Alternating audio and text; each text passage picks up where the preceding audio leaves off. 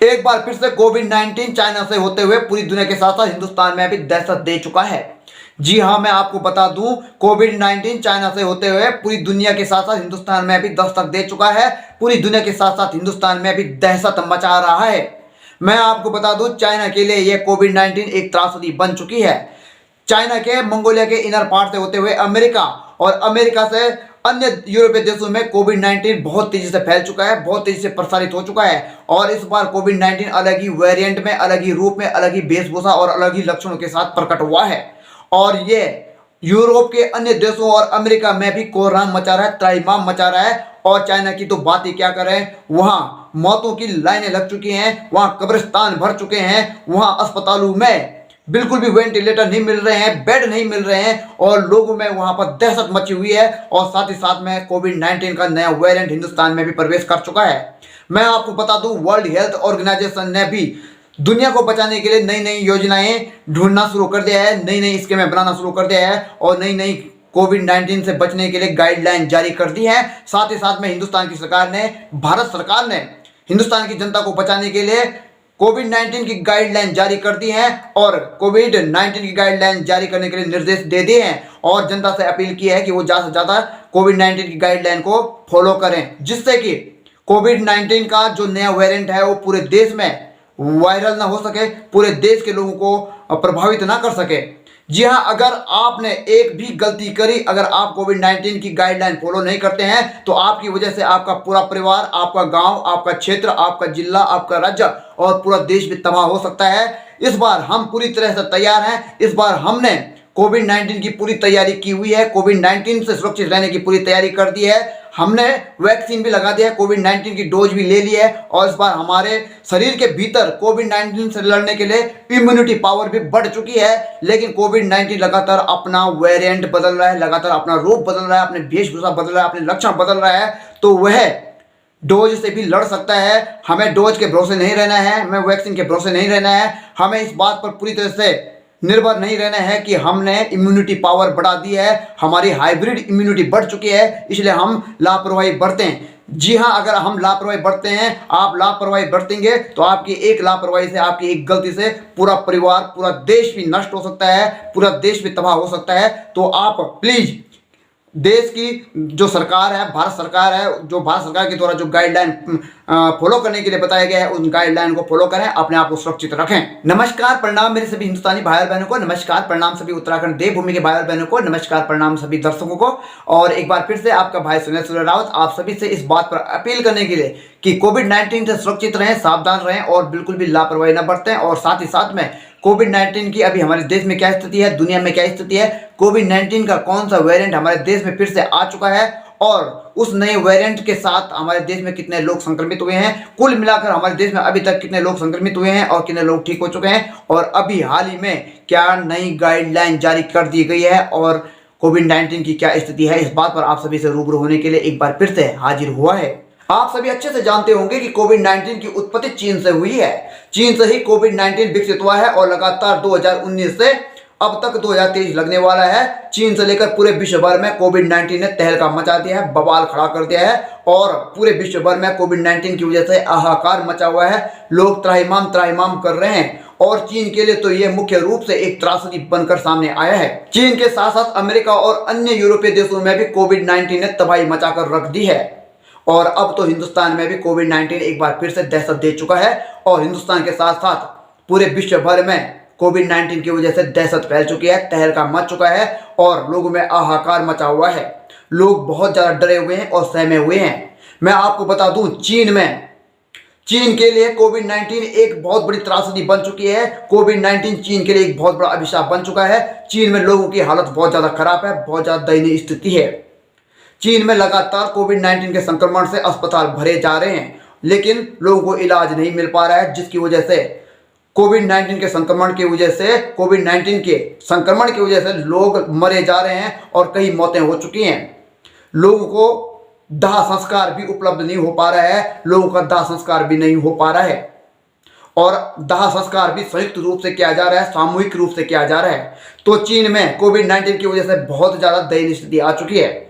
मैं आपको बता दूं, कोविड 19 लगातार अलग अलग वेरिएंट में प्रकट हो रहा है वेरिएंट का मतलब होता है कि अलग अलग रूपों में, लगातार अलग अलग रूपों में कोविड-19 उभर कर आ रहा है, जिसकी वजह से इसका तोड़ निकालना मुश्किल हो जा रहा है। लोगों को इसकी जानकारी नहीं हो पा रही है, इसके लक्षण भी अलग अलग दिख रहे हैं।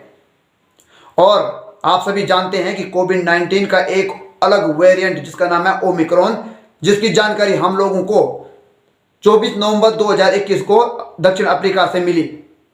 और अब यह ओमिक्रॉन जिसने पूरे विश्व भर में तहलका मचा दिया, पूरे विश्व भर में तबाही मचा दी, वह उस ओमिक्रॉन ने अब एक और अन्य वेरिएंट में अपने आप को बदल दिया है, जिसका सब वेरिएंट है BF7।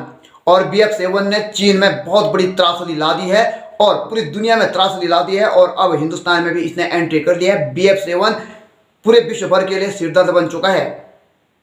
मैं आपको बता दूं, हिंदुस्तान में BF7 ने बहुत ज़्यादा तबाही नहीं मचाई है। इसके अभी तक जुलाई से अक्टूबर तक सिर्फ 4 केस ही सामने आए हैं, जिनमें से 3 केस गुजरात से और 1 केस ओडिशा से सामने आया है। और चारों लोग जो BF7 से संक्रमित हुए थे उनका इलाज भी हो चुका है, वो ठीक भी हो चुके हैं। हिंदुस्तान में अभी कोविड-19 बहुत ज़्यादा सिरदर्द का कारण नहीं बना हुआ है और अभी तक हिंदुस्तान के लोग सुरक्षित हैं और उनको सुरक्षित माना भी जा रहा है, क्योंकि कोविड-19 की जो वैक्सीन है, जो कोविड-19 की वैक्सीन की डोज है, लगभग 95% से ऊपर के लोगों को लग चुकी है और लोगों की हाइब्रिड इम्यूनिटी बढ़ चुकी है, यानी कि शरीर में वायरस से लड़ने की जो पावर है वो पूरी तरह से बढ़ चुकी है। और अब कोरोना वायरस अगर हमारे बॉडी के अंदर आ भी जाता है तो हमारे बॉडी के अंदर, हमारे इम्यूनिटी सिस्टम के अंदर जो इम्यूनिटी पावर है, जो एंटीबॉडीज और प्रोटीन है, वह उस वायरस को खत्म कर देंगे, डिस्ट्रॉय कर देंगे। लेकिन जिस हिसाब से कोविड-19 अपने अलग अलग वेरिएंट में बदल रहा है, अपने अलग अलग रूप में बदल रहा है, तो वह वेरिएंट और वह रूप,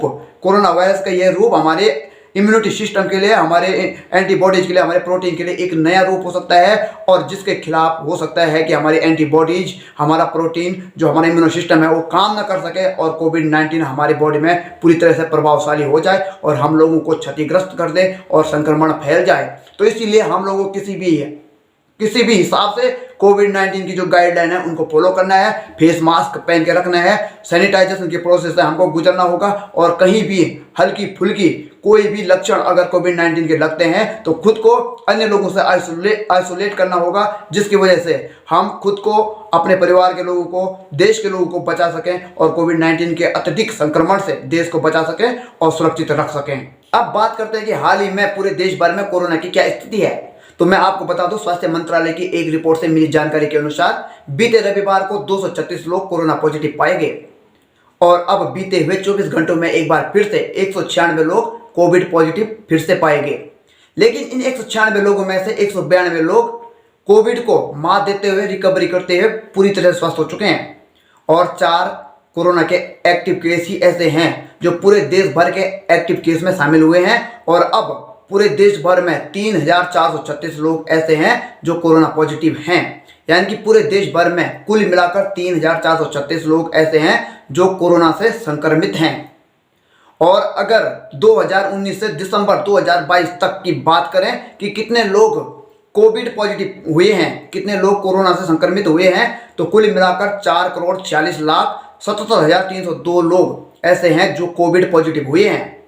और इनमें से 4,41,43,181 लोग ऐसे हुए जो पूरी तरह से स्वस्थ होकर जिन्होंने घर वापसी की है, यानी कि 4,41,43,181 लोग कोविड संक्रमित होने के बावजूद भी स्वस्थ हो गए और 5,30,695 लोग ऐसे भी रहे जिनकी कोविड की वजह से जान चली गई थी, जिनकी कोविड की वजह से मौत हो गई थी। तो कुल मिलाकर 5,30,695 लोगों की मौत कोविड-19 की वजह से हो चुकी है। और अब हम नहीं चाहते हैं कि बिल्कुल भी कोविड-19 की वजह से एक भी जीवन खंडित हो। और अगर आप भी नहीं चाहते हैं कि आपकी वजह से और कोविड-19 की वजह से एक भी जीवन खंडित हो, तो कोविड-19 की गाइडलाइन को फॉलो जरूर कीजिएगा, फेस मास्क जरूर पहनेगा, सैनिटाइजेशन की प्रक्रिया को अपने जीवन की हैबिट जरूर बना दीजिएगा और वो सब परहेज जरूर कीजिएगा जिससे कि कोविड-19 के संक्रमण को रोका जा सके।